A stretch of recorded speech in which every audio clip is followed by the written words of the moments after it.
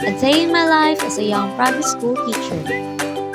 Every morning, ginahatod ko sa kong papa diri sa highway para mosakay og modern jeep.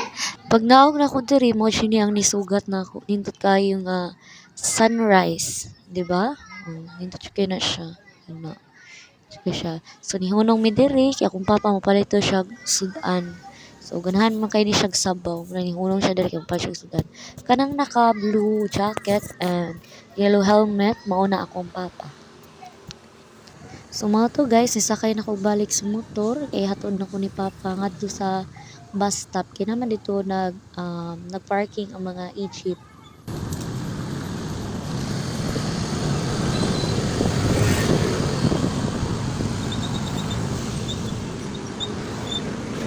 So mga to guys, ninaog na ko sa motor kay masakay na ko e-jeep. So I traveled from here to school within 40 minutes or maybe mulapas pa siya depende sa traffic. Mo na, gitawag ko ni kuya tapos ako na daw ko kay malarga na daw ang jeep. O di ba? Naabot na ko ana, matik. So mo to siya guys, naglakaw na ko from Karsada padung sa gate sa among school. Awara, pati lang nga sa murag video, gahibat ang agi. So as I enter the gate, nakita na din ko sa mga kasulente. Tanawa na ako, ginaganay na silang duha. Mga galumba pa, padung na ako.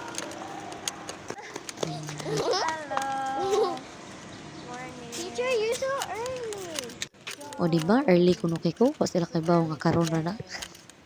So to siya guys. So kana ko mga estudyante or kanang tanan estudyante diri sa among school is mabutan siya kay na sila every kana makita sila nimo, mo blessed na sila, makasugat sila nimo, mo blessed na sila yung anak kamo ano mga estudyante diri. Ito, kami sa car.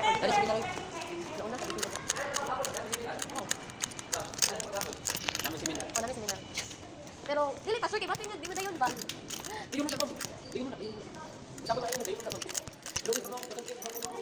Kaya na, uy. Ina na siya ng grade 10.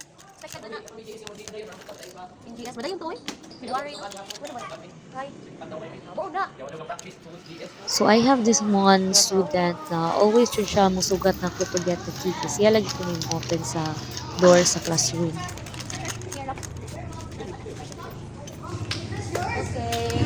Grade 3. Get inside. So, mo ni ang classroom sa grade 3. Actually, dili din ako siya advisory, but assistant mo ko silang advisor. That's why na ako dari naka-link or naka-stay.